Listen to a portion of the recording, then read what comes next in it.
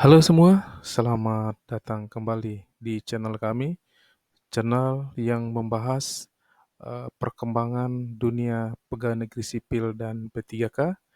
Saat ini kita akan membahas apa saja faktor-faktor penyebab gagal seleksi CPNS. Dan sudah dirangkum beberapa faktor, ada 10 faktor yang akan kita kupas. 10 faktor ini adalah semuanya hal umum. Jadi, pastikan terus ikuti videonya dan kita semua atau CPNS semua bisa tahu dan terhindar dari kegagalan seleksi CPNS. Sebelum kita lanjut video, sahabat Selayun, silahkan diklik tombol subscribe, like, komen, dan share.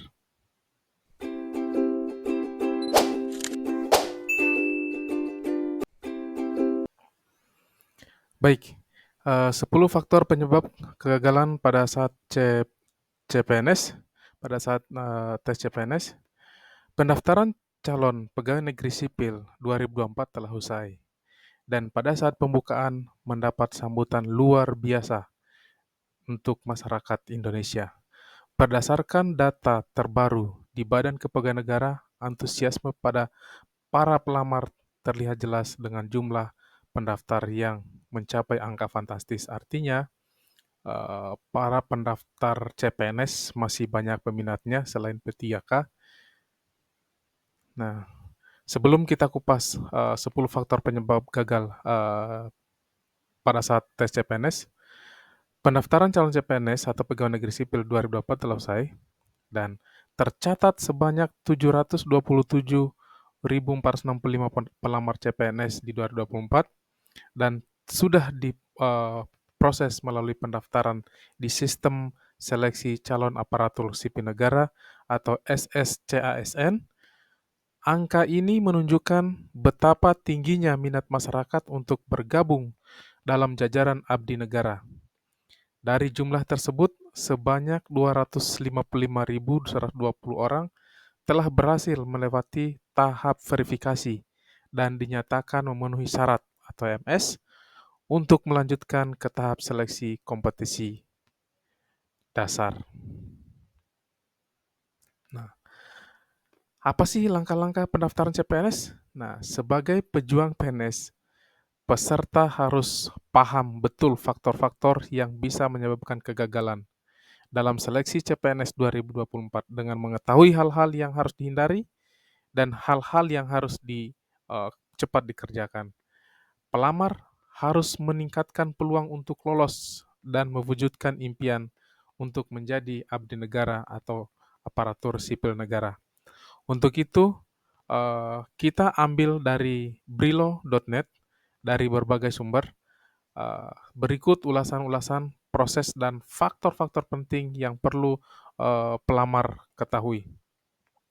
Nah, sebelum masuk ke pendaftaran atau ke pembahasan faktor penyebab kegagalan, mari kita terlebih dahulu kita lihat langkah-langkah pendaftaran CPNS yang harus sahabat Selayun jalankan. Jadi, sebelum kita masuk di pembahasan apa saja faktor penyebab kegagalan pada saat CPNS, kita harus ulas dulu, kita harus lihat dulu langkah-langkahnya sebelum kita mulai ke tes CPNS, harus tahu langkah-langkahnya.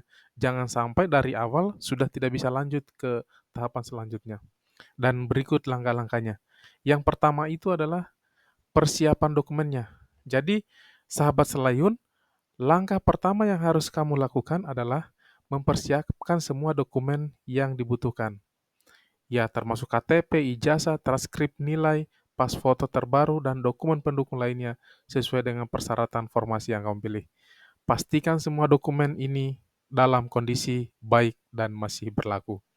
Nah, langkah pertama ini adalah persiapan dokumen ini termasuk KTP, ijazah. Ijazah itu yang harus sudah dilegalisir. Sama pun dengan transkrip nilai itu harus legalisir semua. Foto itu harus foto terbaru, artinya foto mau melamar seminggu lagi, kita harus foto atau mengelamar. Kalau bisa H-1 kita ambil fotonya atau sebelum pendaftaran. Itu paling bagus yang terbaru. Jadi untuk semua sensor wajah, sensor matanya di foto itu dikenali dengan gampang begitu di-scan. Kemudian yang kedua, pendaftaran akun SSCASN. Jadi sahabat Selayun perlu membuat akun di portal SSCASN, yaitu di https://sscsn di bkn.go.id. Isi semua data yang diperintahkan. Setelah diisi, dicek kebenarannya, diulang, diteliti sampai benar-benar benar-benar sesuai. Jadi password, NIK apa semua. Karena pada saat pendaftaran akun SSCASN ini tidak membutuhkan atau tidak di waktu. Jadi sahabat Selayun silakan cek diulang-ulang mau 3 kali mau 10 kali. Intinya pastikan kebenaran datanya pada saat mendaftar. Karena di sini untuk pendaftaran akun SSCASN ini akan membuka atau pada saat tes CPNS memakai ini. Jadi pastikan passwordnya, pastikan NIK-nya sesuai di-upload, apa semua fotonya dan semuanya, ya. Oke, yang ketiga yaitu yang ketiga ini adalah pilih formasi dan unggah dokumen. Jadi pilih formasinya, dokumennya diunggah setelah dipilih. Kemudian setelah memiliki akun SSCASN, sahabat Selayun bisa memilih formasi yang sesuai dengan kualitas dan minatmu. Jadi baca baca untuk pada saat pembuatan SSCASN itu dibaca, dilihat untuk mendaftar kira-kira saya prefernya atau sahabat Selayun prefernya mau ngambil formasi mana. Jangan sampai formasi karena formasi yang banyak yang tersedia itu adalah formasi A, maka sahabat Selayun harus mengorbankan kemampuannya atau yang tidak diketahui mendaftarnya di formasi yang tidak diketahui. Kemudian, faktor penyebab gagal seleksi CPNS. Nah, yang pertama itu eh, ketidaktelitian pengisian data. Nah, ini faktor penyebab utama itu ketidaktelitian eh, ketidaktelitian pengisian data. Nah, salah satu kesalahan fatal yang sering terjadi adalah ketidaktelitian dalam mengisi data. Pastikan data-data itu benar-benar diteliti sebelum diupload. Jadi begitu diisi semuanya, semua kolom dengan benar termasuk nama lengkap, tempat dan tanggal lahir, alamat, serta informasi pendidikan.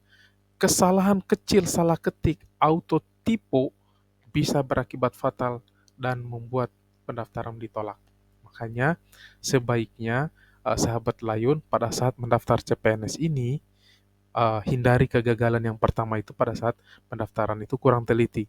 Saran kami untuk mendaftar, untuk mengunggah segala sesuatunya itu menggunakan laptop agar bisa tidak ada istilah lah namanya tipe-tipe itu karena kesalahan sedikit satu huruf nama aja misalnya eh, eh, Firman. Nah, ditulisnya Firman atau ditulisnya Firma atau R-nya nggak ada, Fiman. Itu pasti ditolak karena tidak dianggap tidak sesuai datanya.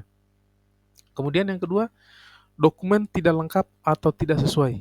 Nah, seperti apa dokumen yang tidak lengkap dan tidak sesuai? Jadi, kelengkapan dan kesesuaian dokumen adalah hal krusial.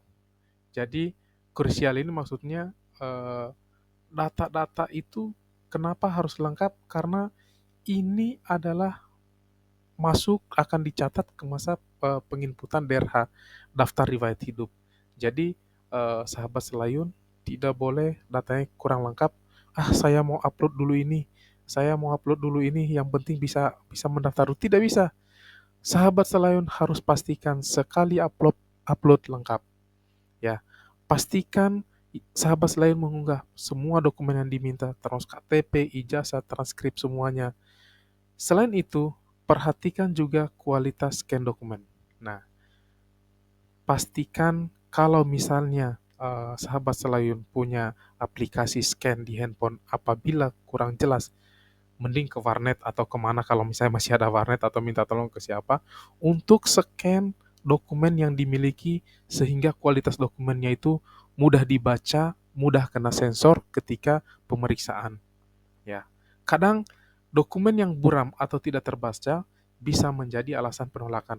Jadi, pastikan faktor-faktor kecil yang menjadi penyebab gagal seleksi CPNS tidak terulang. Bagi yang sudah pernah gagal, jangan pernah gagal lagi. Jangan pernah mengunggah dokumen-dokumen yang buram. Bagi yang awal mau CPNS, jadi perhatikan semua kualitas gambar yang diunggah. Selanjutnya, penyebab yang ketiga, tidak memenuhi persyaratan usia. Maksudnya, tidak memenuhi persyaratan usia ini, setiap formasi itu memiliki batasan usia tertentu. Jadi tidak sama rata. Misalnya 18 sampai 65 atau 59. Tidak semua seperti itu. Batas awal masuk 18, pensiun 59. Tidak termasuk seperti itu. Setiap formasi CPNS itu memiliki batasan usia. Jadi pastikan sahabat Selayun membaca dengan teliti persyaratan usia untuk formasi yang dipilih. Jika dipilih formasi kesehatan, pastikan batasan pelamar berapa. Misalnya, pelamar minimal 20 tahun, di bawah 20 tahun tidak boleh melamar, pasti ditolak, percuma. Kemudian maksimal 40 tahun. Nah, pastikan pelamar atau sahabat Selayun pada saat upload data atau pada saat seleksi itu di usia di bawah 40 tahun. Tidak boleh lebih dari itu. Kalau di atas 40 tahun sudah tidak terbaca sistem dan itu otomatis ditolak. Selanjutnya, kualifikasi pendidikan tidak sesuai. Maksudnya seperti apa kualifikasinya? Setiap formasi CPNS memiliki persyaratan kualifikasi pendidikan yang berbeda-beda. Pastikan ijazah dan jurusan pendidikanmu sesuai dengan yang diminta oleh formasi yang kamu pilih. Jangan memaksakan diri mendaftar pada formasi yang tidak sesuai dengan latar belakang pendidikanmu. Saya kasih contoh. Ketika jurusan eh, ngambil atau jurusan formasi atau pada saat kuliah itu adalah PGSD, lalu melamar di CPNS di pemerintahan itu ngambil jurusan atau formasi kesehatan. Ini bisa dipastikan peluang gagalnya 95%. Akan tetapi, jika sahabat Selayun mampu dengan PGSD kemudian ngelamar di formasi kesehatan, mampu punya bidang di situ atau misalnya sebelumnya ada yang pernah digeluti di situ, silakan. Tapi saya kasih bocoran 95% sudah dipastikan gagal. Yang pertama, dicek DRH. Pengecekan daftar riwayat hidup itu tidak ada sangkut pautnya dengan pendidikan dan kesehatan. Tidak akan berjalan. Jadi sebelum maju ke seleksi berikutnya sudah ketahuan bahwa ini tidak masuk kompetensi dan tidak sesuai formasi. Formasi kesehatan tidak boleh atau tidak mungkin diisi oleh tenaga pendidik. Ya, begitu. Kemudian IPK tidak memenuhi syarat. Nah, biasanya penyebab proses gagal TCPNS ini memaksakan diri, IPK tidak memenuhi syarat itu tetap dipaksakan. Misalnya, passing grade atau di grade IPK yang minimal masuk di formasi itu adalah 2,5 atau 2,8. Ternyata IPK sahabat Selayun 2,7, 2,79 tidak akan bisa lolos. Jangan memaksakan diri. Mending cari formasi yang benar-benar sesuai kemampuan, sesuai latar belakang, dan memenuhi syarat IPK untuk masuk. Buang-buang energi, buang-buang waktu, habis waktu tersiksa, energi terkuras karena ikut mendaftar padahal dari awal pendaftaran itu sudah tidak memenuhi syarat. IPK-nya sudah memenuhi syarat. Ya, banyak formasi CPNS yang menetapkan batas minimum IPK. Ada, makanya pastikan IPK-nya itu memenuhi syarat minimal yang ditetapkan. Jika IPK sahabat selain di bawah syarat, lebih baik mencari formasi lain yang sesuai daripada memaksakan diri dan akhirnya ditolak. Nah itu tadi, daripada buang-buang energi, buang-buang waktu, mending cari formasi yang tidak ada batasan IPK-nya atau batas IPK-nya itu terpenuhi. Jangan memaksakan daripada memaksakan tidak sesuai IPK-nya akhirnya ditolak. Kemudian penyebab yang keenam, itu kesalahan dalam memilih formasi. Tadi ini berurut disampaikan. Salah memilih formasi akan berdampak jelek atau berdampak tidak diterima. Terkadang nih, saking buru-burunya atau kurang telitinya, pelamar ini atau sahabat selain itu salah memilih formasi. Formasinya tidak sesuai dengan kualifikasinya. Jadi, pada saat melamar atau penginputan data, pastikan formasi sahabat selain itu yang dipilih itu sesuai. Jangan sampai karena buru-buru, waktunya di serasa dikasih waktu, itu klik-klik-klik dan terlalu percaya diri. Seakan-akan itu sudah sesuai, padahal formasi yang dilamar atau yang diklik tidak sesuai dengan minat sahabat selayun. Jadi setelah melamar semuanya bolak-balik sekali lagi, dilihat lagi, di-refresh lagi, atau sebelum next ke tahap selanjutnya pada saat melamar dibaca-baca sebelum masuk ke next file berikutnya, silahkan cek dulu sebelum lanjut ke tahapan selanjutnya. Misalnya daftar riwayat hidup begitu diisi, dicek sampai sampai selesai, sampai diulang-ulang. Setelah itu baru next, ya. Kemudian faktor yang ketujuh membuat gagal TCPNS adalah foto tidak sesuai ketentuan. Maksudnya,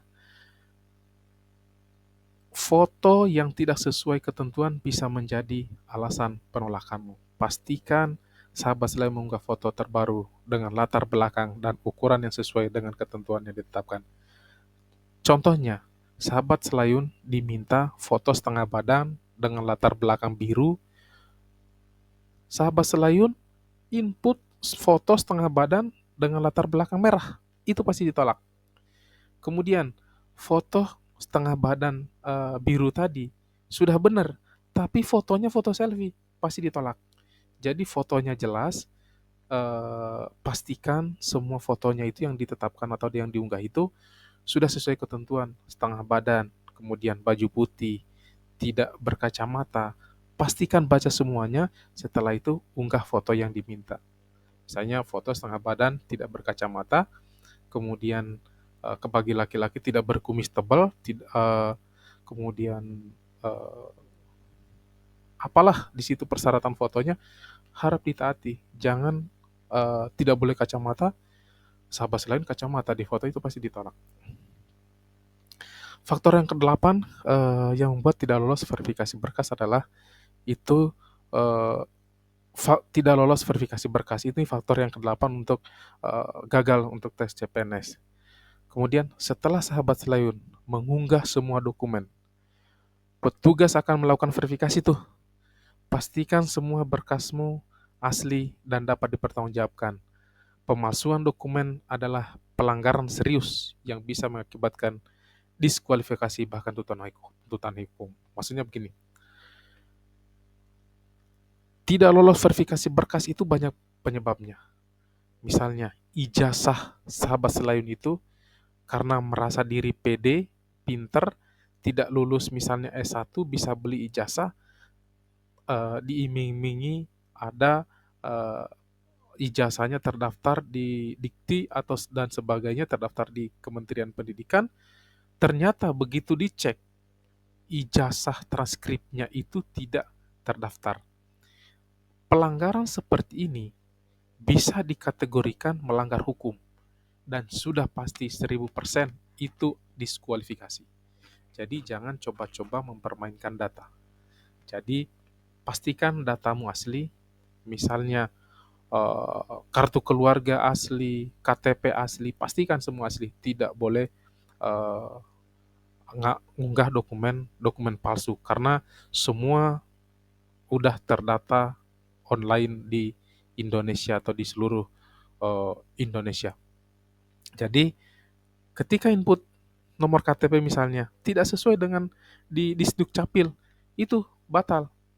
Kalau kan ada proses sanggah, ada sanggahnya, lampirkan ke kita harus ke Disdukcapil dulu ngambil berkas apa semua. Kalau kita ngerasa benar di Dukcapil nanti ngasih ngasih surat bahwa benar dengan adanya gitu di tembusannya dari kecamatan dan di approve di Disdukcapil untuk dilampirkan di eh, dokumen sanggah pada saat jeda setelah eh, pendaftaran CPNS.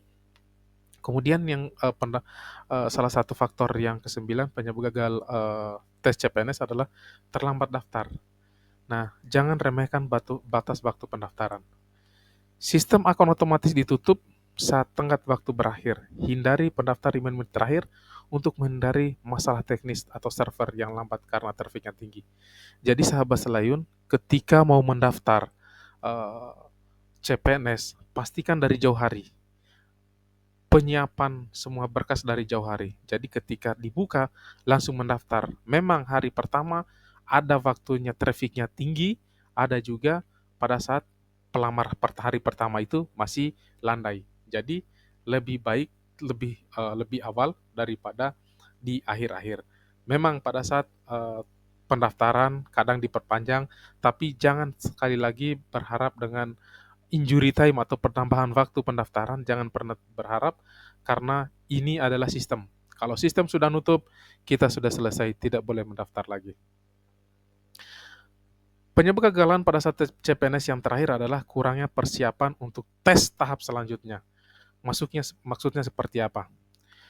Meskipun bukan bagian dari seleksi administrasi, kurangnya persiapan untuk tes selanjutnya seperti SKD bisa menjadi penyebab kegagalan. Tes SKD jangan pernah diremehin. Jadi, mulailah sejak persiapkan diri sejak awal lah. Jadi ketika mempersiapkan diri kita, ketika kita dengar, oh tanggal segini, tanggal segini untuk eh, pendaftarannya, kita harus siapkan. Begitu pendaftaran dibuka, kita sudah siap, langsung tune in istilahnya, langsung jalan atau langsung mendaftar. Nah, nah, sahabat Selayun, untuk masalah SKD, untuk tambahan pengetahuan aja. Jadi, contoh-contoh SKD adalah eh, itu ada sebenarnya simple yang SKD itu, ya. Jadi seleksi kompetisi dasar itu tahapan selanjutnya dari pendaftar itu SKD, simple sekali. Jadi harus paham benar-benar paham untuk SKD nih, ya.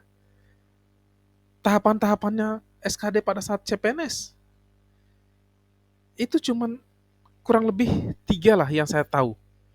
Yang pertama itu tes wawasan kebangsaan atau TWK.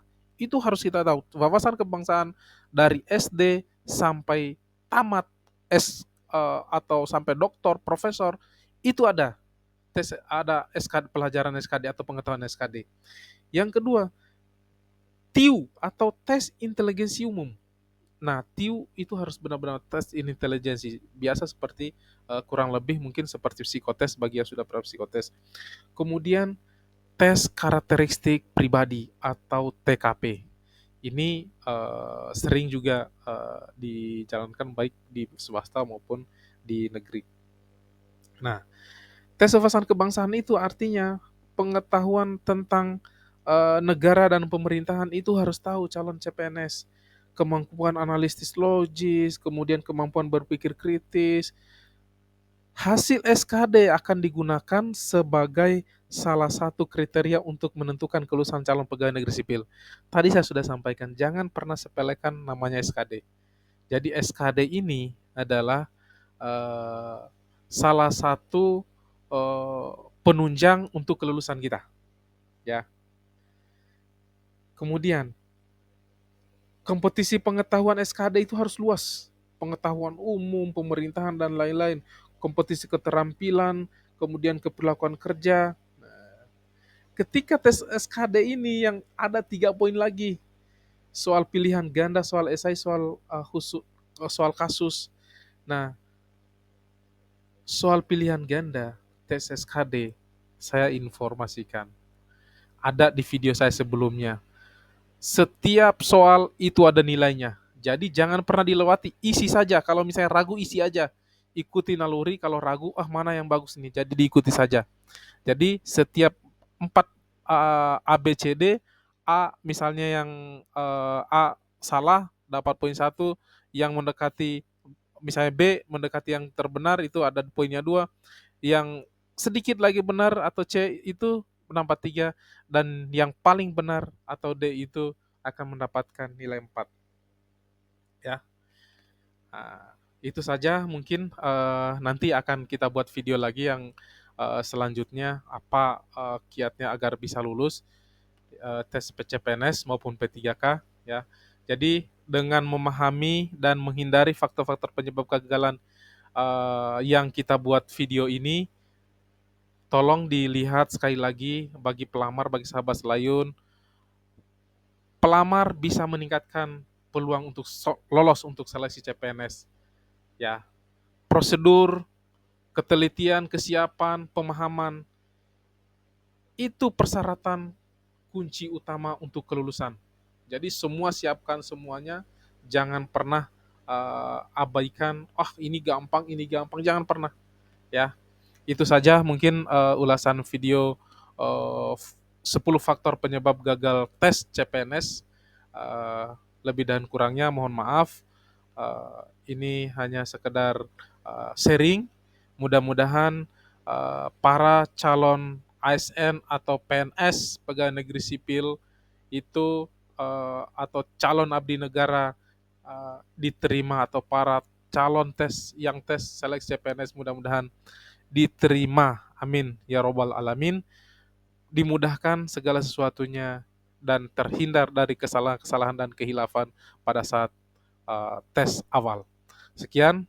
Assalamualaikum warahmatullahi wabarakatuh. Salam Selayun Channel.